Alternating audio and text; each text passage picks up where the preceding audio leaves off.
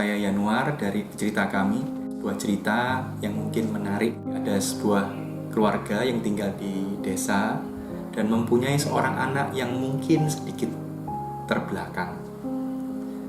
Setiap harinya tetangga selalu mengolok-olok, tapi kedua orang tuanya ini tetap mencintai dan tetap merawat anak ini dengan baik. Pada saat anak ini berusia 12 tahun, tiba-tiba anak ini menghilang. 1 minggu kemudian, anak ini kembali dengan membawa seekor kuda yang bagus dan besar, berwarna hitam. Dengan adanya kuda ini, orang tuanya bisa terbantu dalam mengerjakan sawahnya. Selain itu, setiap sore kudanya ini biasanya dinaikin oleh tetangga-tetangga untuk mungkin berputar yang bisa menghasilkan pendapatan lebih bagi keluarga ini. Saking cintanya kepada kuda ini, si anak dan orang tua ini tidak memberikan pelana pada kuda itu. Selang 6 bulan, tiba-tiba kuda ini menghilang, masuk ke dalam hutan. Tetangga mulai mencemooh lagi. Selang 2 minggu, kuda ini kembali dengan membawa beberapa kuda-kuda lain yang sama bagusnya. Orang tua ini sangat bergembira dengan adanya kuda-kuda ini. Mereka bisa bekerja lebih banyak dan menghasilkan uang lebih banyak lagi. Dan tetangga-tetangga itu berubah. Kuda kalian membawa teman-temannya untuk kembali ke sini, memberikan keberuntungan kepada kalian. Pada saat anak itu berusia 20 tahun, tiba-tiba kudanya yang pertama itu menendang kakinya sampai kakinya itu patah. Tetangga memberikan kata-kata yang buruk. Lihatlah, kuda yang sudah kamu besarkan, kuda yang sudah kamu pelihara dengan baik, sekarang malah menendang anakmu. Anakmu sampai cacat, tidak bisa berjalan dengan baik.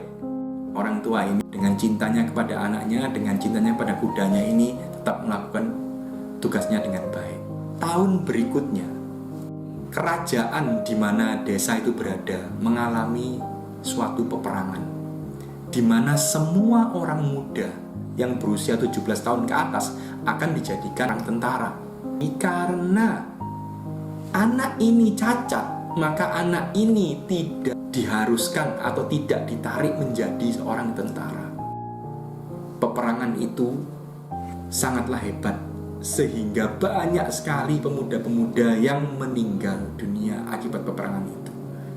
Dan anak ini adalah satu-satunya anak yang masih ada dan bisa menjaga orang tuanya. Hal apa yang bisa kita pelajari? Suatu kebaikan dan keburukan setiap harinya, setiap bulannya, setiap tahunnya datang silih berganti kepada kita. Sesuatu yang buruk belum tentu berakhir dengan keburukan juga. Atau sesuatu yang baik belum tentu berakhir dengan kebaikan juga. Tetapi kita sebagai orang Kristiani, kita harus mempunyai kekuatan untuk melalui hari demi hari dengan baik, dengan doa, dengan iman. Dan kita percaya bahwa percobaan ini mempunyai arti bagi kita. Saya mempunyai banyak sekali teman yang bercerita bahwa suatu kejadian yang buruk ternyata malah berakhir menjadi sesuatu yang sangat baik. Banyak sekali orang-orang yang merasa bahwa percobaan ini terlalu berat dan saya tidak bisa melaluinya. Tetapi percayalah, dengan semangat, dengan doa, kita bisa melaluinya. Kita lalui hari demi hari, satu demi satu. Tidak perlu mempunyai rencana yang terlalu panjang. Dan kita tetap yakin bahwa rencana Tuhan adalah selalu baik pada akhirnya. Pintu yang tertutup, pasti ada pintu yang terbuka. Tapi mungkin mata kita lebih mengarah kepada pintu yang tertutup itu terus, sehingga kita tidak bisa melihat pintu yang terbuka. Ini bukan sesuatu yang mudah, sangat susah. Tapi mari kita coba, kita yakini, kita berusaha. Semoga dengan semuanya ini kita bisa melihat kebaikan Tuhan di saat kita mengalami sebuah percobaan. Terima kasih.